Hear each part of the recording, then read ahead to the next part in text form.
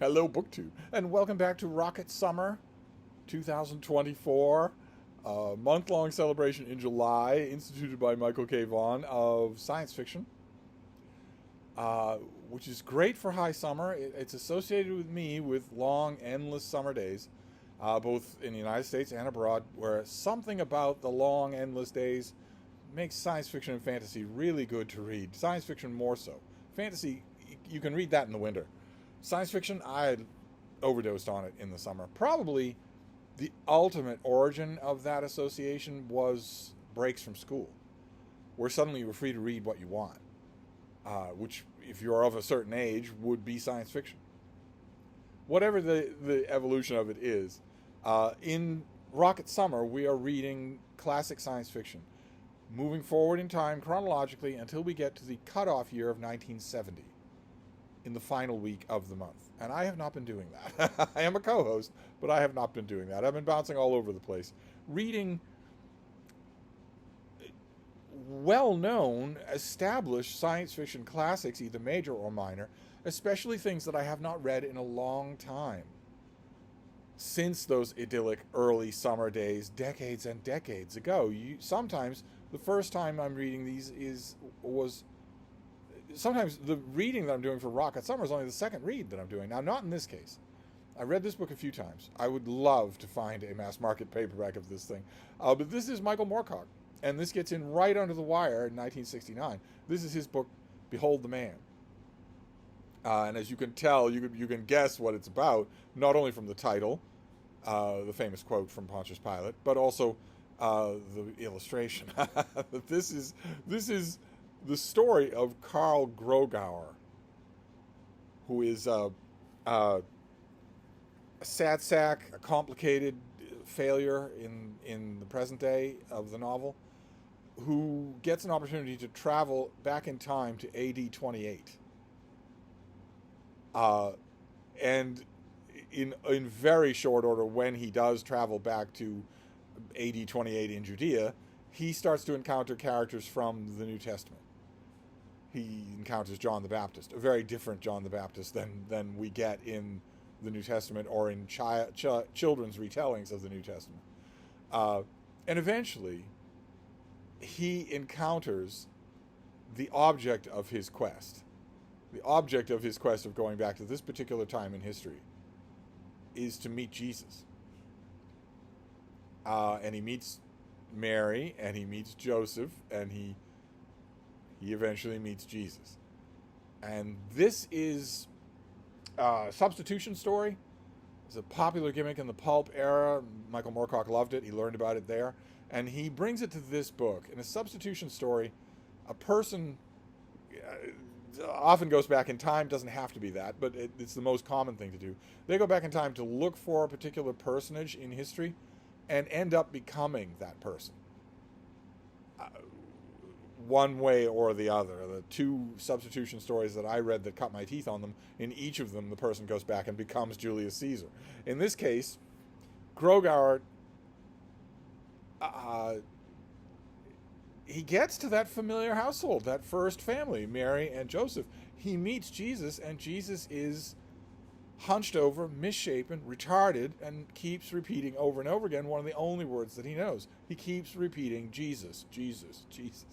In other words, it's as scandalous a picture as Michael Moorcock could concoct in the 60s of what the quote-unquote real Jesus was like. Grogauer has no alternative but to step in and fulfill the myth, and therefore becomes the Jesus of history.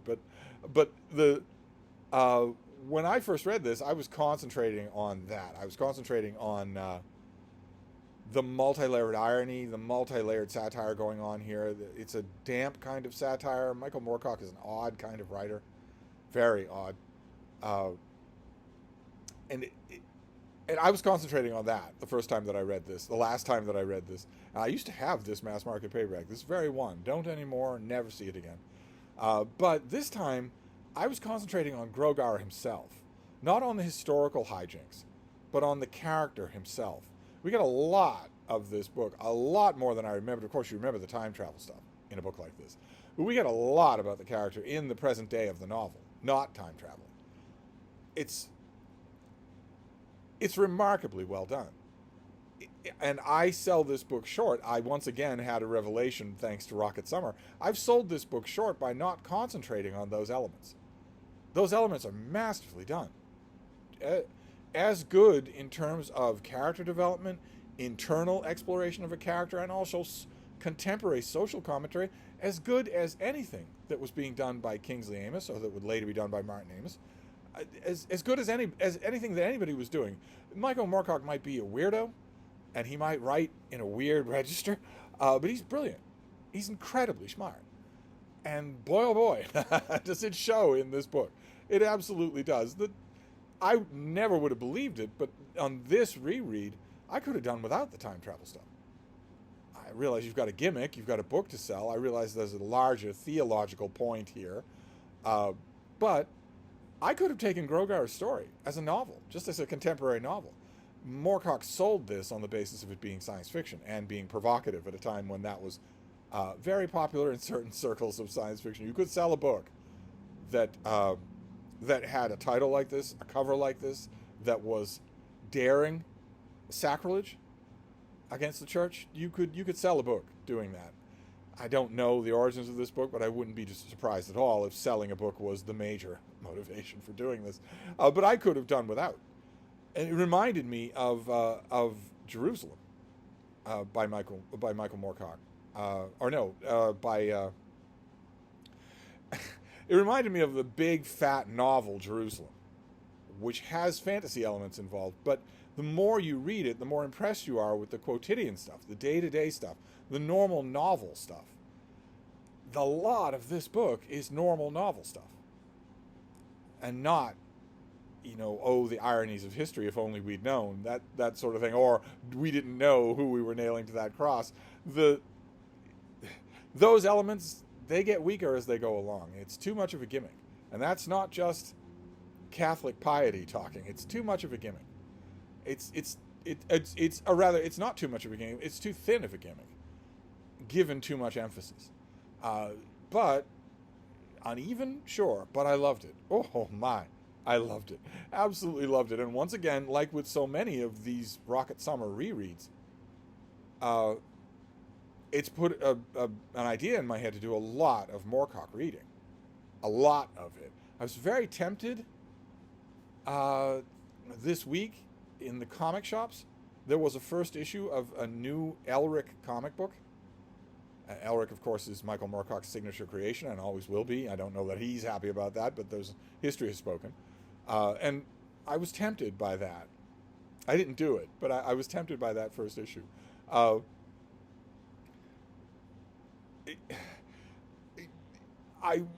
was tempted also to go back to far better known Michael Moorcock stuff and maybe squeeze it in for Rocket Summer. I'm glad I didn't. I haven't read this thing in years and years. So very, very happy to do this. This kind of a gimmick was done by 4 or 5 books at right around the same time.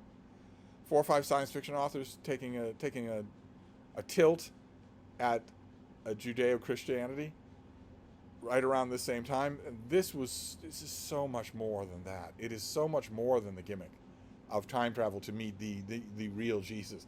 The irony here being something that I don't think Moorcock even considered when he was writing this book, which is that the real shocker would not be that Jesus of Nazareth was a muttering, retarded person with a hunch in a dim room, not fit to be seen in public, but rather that Jesus of Nazareth didn't exist at all.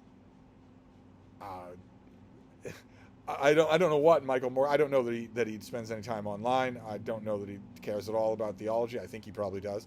I don't know if he's had any exposure to the so-called mythicist school of thought that says that we have no proof that a character named Jesus existed. We can hypothesize, but the only documents that attest to the existence of the character of Jesus Christ are religious documents calling him God, which automatically means they're not reliable. But we don't get that here. Instead, we get, well, who would be the real Jesus? And of course, it's not going to be that guy in his parents' house. So I loved it. I thought it was great and so textured. The Grogar parts are so rich I was eagerly thumbing past them to get to the fantasy and science fiction elements, the historical elements, and I shouldn't have done that.